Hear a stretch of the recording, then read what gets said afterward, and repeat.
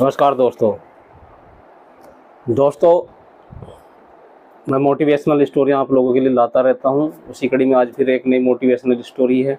बस आप लोगों से एक ही गुजारिश है, हाथ जोड़कर गुजारिश है कि आप अधिक से अधिक लाइक शेयर करिए और फ्रेंड्स अच्छा लगे तो सब्सक्राइब भी करिएगा, क्योंकि आप लोगों को मैं मोटिवेशन देता हूँ और आप लोगों का लाइक शेयर से मुझे मोटिवेशन मिलता है।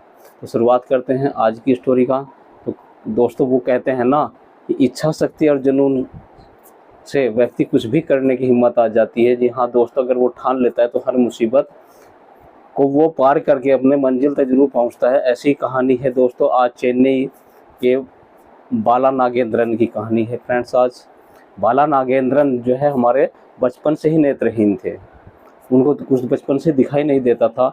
और दोस्तों, उनकी कहानी भी बड़ी दिलचस्प और संघर्ष भरी कहानी है।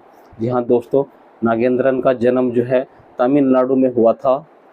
और फ्रेंड्स, उनकी जो स्कूली शिक्षा थी, यानी कि बाला नागेंद्रन की जो स्कूल शिक्षा थी, वो लिटिल फ्लावर कॉन्वेंट स्कूल से हुई थी।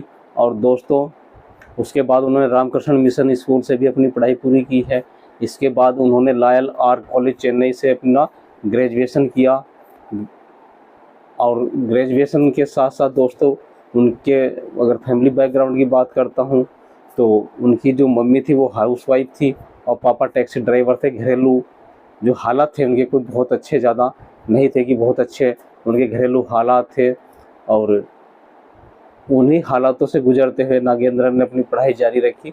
वो स्कूल में थे तभी उन्होंने एक टीचर्स ने कहा कि आईएएस के बारे में बताया कि आईएएस क्या होते हैं, जिलाधिकारी की पावर्स क्या होती हैं, एक आईएएस अधिकारी का सम्मान क्या होता है, मान सम्मान क्या होता है। तो उसके ही कारण उनके मन में आईएएस बनने का सपना पैदा हुआ। और दोस्तों, कहते हैं ना, जो खुली आंखों से सपना देखते हैं वो सपने ज़रूर पूरे होते हैं। यही कहावत नागेंद्रन के साथ हुई। नागेंद्रन को एक बार किसी ने पूछा था कि आप जो दिव्यांग हैं, मतलब नेत्रहीन दिव्यांगता आपके पास है, वो आपकी ज़िंदगी में एक रोड़ा बन रही है, बाधा बन रही है।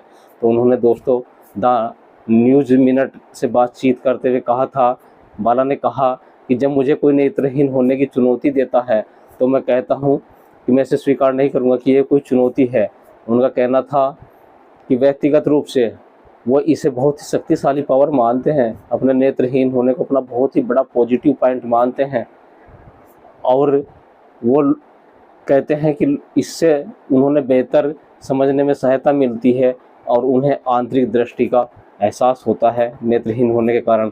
अब समझ लीजिए, हम छोटी छोटी बातों पे छोटे छोटे कष्टों के साथ ईश्वर को भी दोषी ठहराने लगते हैं, हे भगवान तूने क्या कर दिया। नागेंद्रन ने ऐसा नहीं किया। उसने कहा कि मुझे उल्टा उससे शक्ति मिलती है और मैं शांत होकर बैठता हूँ, तो आंतरिक शांति भी नेत्रहीन होने की वजह से मुझे मिलती है। बाहर का जो दुनिया है अच्छी बुरी, उससे मुझे बहुत ज़्यादा प्रभाव नहीं पड़ता है। हर चीज़ के अंदर आदमी को पॉजिटिविटी ढूंढनी चाहिए। और दोस्तों, नागेंद्रन की बात करते हैं तो बाल नागेंद्रन ने जो थे बाला नागेंद्र, उन्होंने 2011 में यूपीएससी का एग्ज़ाम की शुरुआत की थी। आप समझ सकते हो दोस्तों, उस समय, आज तो इन्फॉर्मेशन एज है, यानी सूचना समाज है आज का समाज, तो बहुत सारा लिटरेचर हम लोगों पर यूट्यूब पर इंटरनेट पर उपलब्ध है। उस समय किताबों का उतना ज़्यादा प्रभाव, मतलब सोशल मीडिया का या इलेक्ट्रॉनिक मीडिया हमारा उतना अच्छा नहीं था।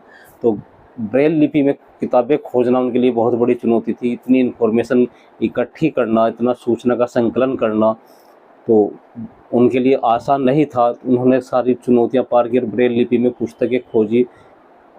और उसके बाद दोस्तों, उन्होंने 4 बार परीक्षा दी, उसमें वे फेल हुए, कभी हार नहीं मानी और अपनी तैयारी जारी रखी। सन 2017 में उन्होंने यूपीएससी का ए ग्रेड का एग्ज़ाम भी दिया और उनकी 927वीं रैंक हासिल की। बाला को तब ग्रेड ए की सेवाओं के लिए चुना गया था, लेकिन उन्होंने ग्रेड ए की सेवाओं में जाने से मना कर दिया। और दोस्तों, उन्होंने क्योंकि आईएएस बनने का सपना देखा था, तो आईएएस ही बनना था, तो इसलिए उन्होंने वो ए ग्रेड की नौकरी ज्वाइन नहीं की थी।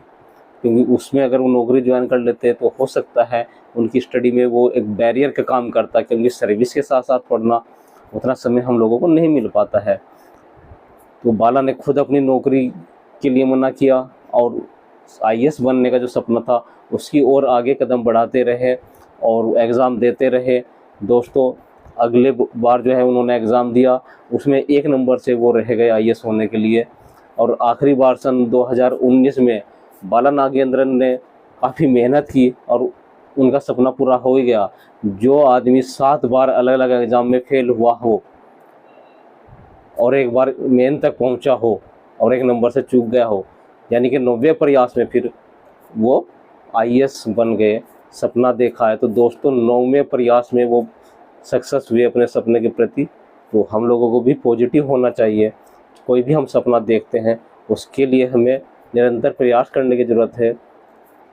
मतलब समझिए आप, नेगेटिविटी नहीं लाने का, कंटिन्यू प्रयास करने का।